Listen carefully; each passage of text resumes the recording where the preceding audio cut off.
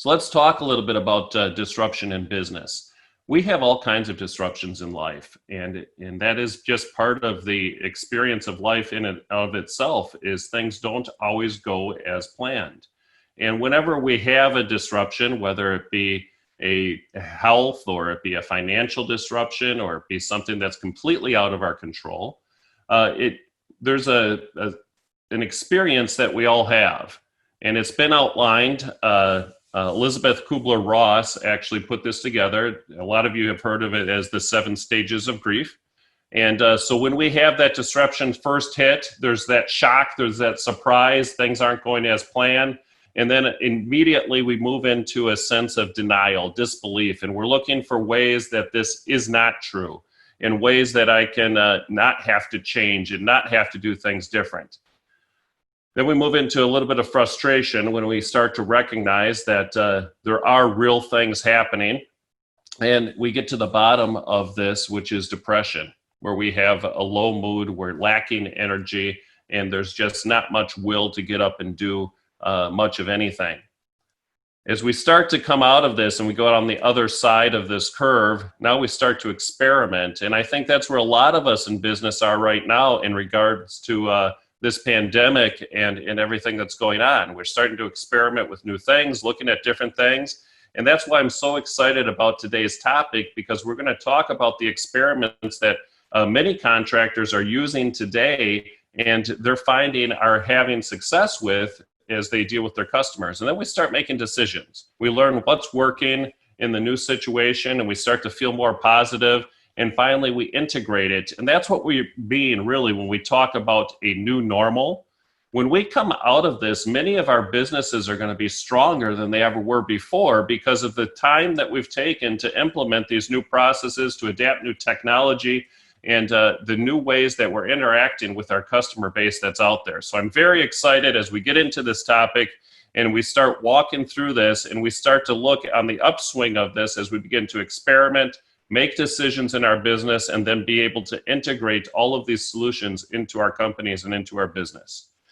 So let's talk about our customer for life. So over the last couple of weeks, I've been really diving into this customer lifetime value, and we've been talking about the different aspects of it, and this is going to be our conclusion to the customer lifetime value as far as talking about this. And I'm more than happy to talk to anybody more in depth. If you'd like, you can go ahead and text either to the Goodman or the Amana, and you can reach out to our team, and we'll be more than happy to give you tools and resources that you'd have or that you'd like to have in regards to the customer lifetime value. So let's review a little bit. We've talked about the different types of customers. So we've talked about the freeloader, the one that's always looking for that special deal that you put out there. And what we notice with the freeloaders, a lot of times they have almost a negative value to the company. Then we have the prisoner, the one that has no other choice. You were the only one that picked up the phone or answered that was able to solve the problem that they had.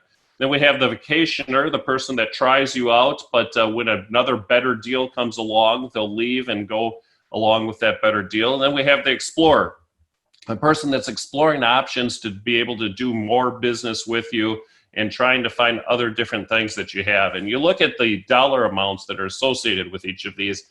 Over the course of a lifetime, this is the net profitability. This is the money that you put in your pocket for each and every single one of these customers over the course of that life that they're with you. And that's really made up by 2 things. Number one is the amount of purchases that they make with you, and then it's the amount of time that they're engaged with you. So we look at the customer retention, we look at the customer purchases, and we take that over a period of time, and we take all of our expenses out, and that gives us that customer lifetime value. When we look at the model at the bottom, so the marketing programs drive 3 actions. They drive our customer acquisition strategies, and we talked about that. I can increase my market size, I can increase the effectiveness of my programs, I can generate more positive feedback with everything that I'm doing. And then I get into my customer retention. And we have different levels of customers. And so in our example, if we had 30% of our customers that were leaving us every single year, 10% are going to leave because they're dissatisfied, 10% are going to leave deliberative because they found a better deal or something else out there, and 10% are going to leave because of lifestyle. Maybe they're no longer a homeowner, or they've moved out of the area. And so we know that we're going to have some sort of attrition that's happening in our customer. What I want to talk about today is customer development.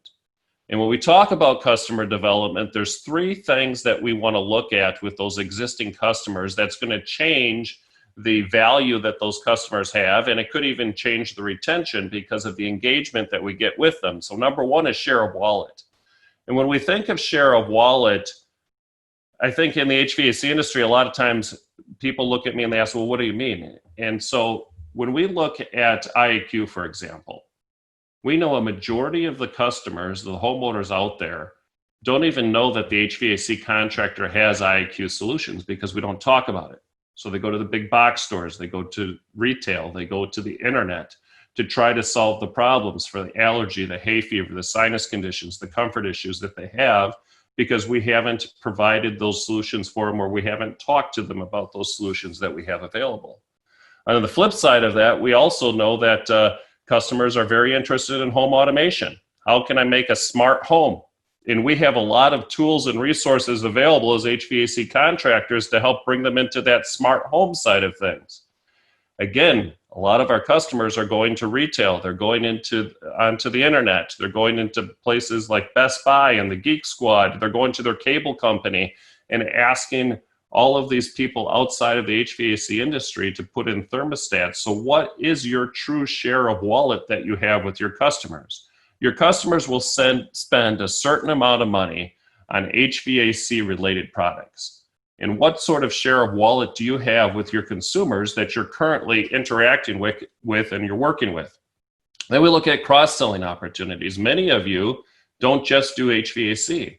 There's several on this call that may have a plumbing department. And so how can we get our customers engaged with HVAC into our plumbing side? Or maybe you have a solar wing, or maybe you have an electrical wing that you've put together.